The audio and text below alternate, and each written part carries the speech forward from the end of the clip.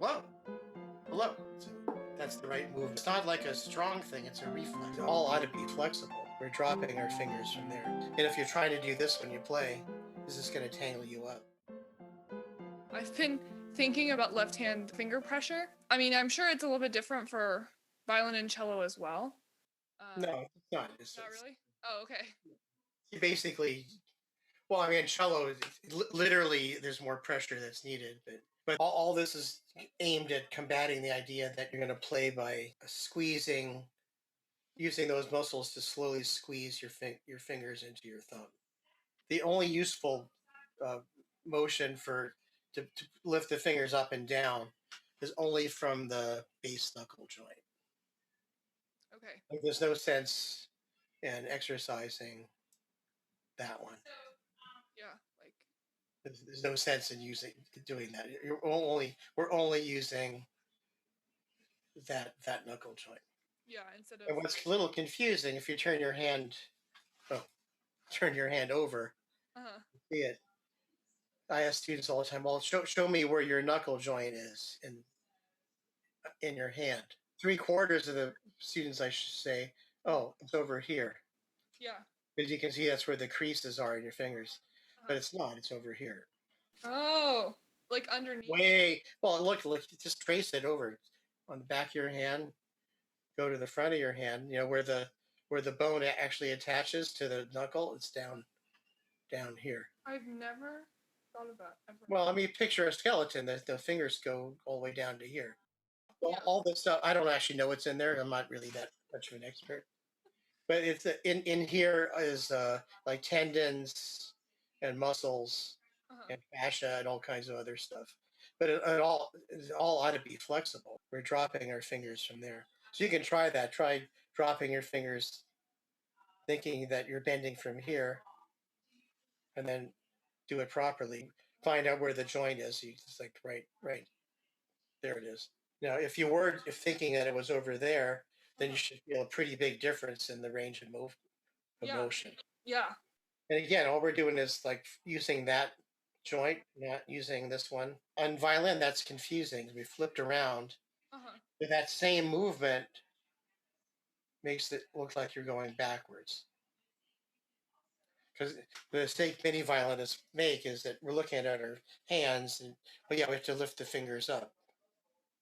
Oh, but that's doing exercising that last joint. I totally felt just that my fingers were so much longer. Right.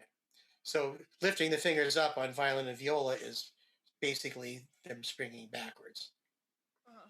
It's the same motion as this Mhm. over there, but it's a mistake to also then reach your fingers straight up like that, because that's a tremendous waste of movement. Yes. It'll and if you're trying to do this when you play, this is going to tangle you up. Because basically, when you play, you just want to be. Now, here's the stupid question: which one's harder, lifting your wrist up or Oh, or dropping it? Oh, lifting it is harder. yeah, lifting's harder. That's Yeah. obvious. Yeah. In fact, dropping is like kind of nothing, a passive. Lifting it up, it doesn't like okay,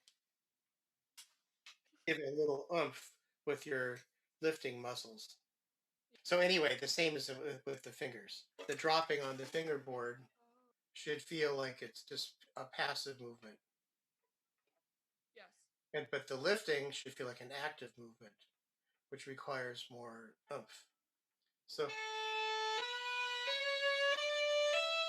so those are with reasonably passive drops. So it's a little bit like you're just sort of tossing your finger on the string.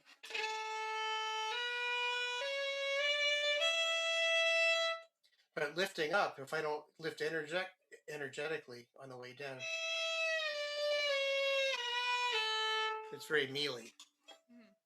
Now, in my experience, most violinists have been told to get stronger fingers, so they work really hard,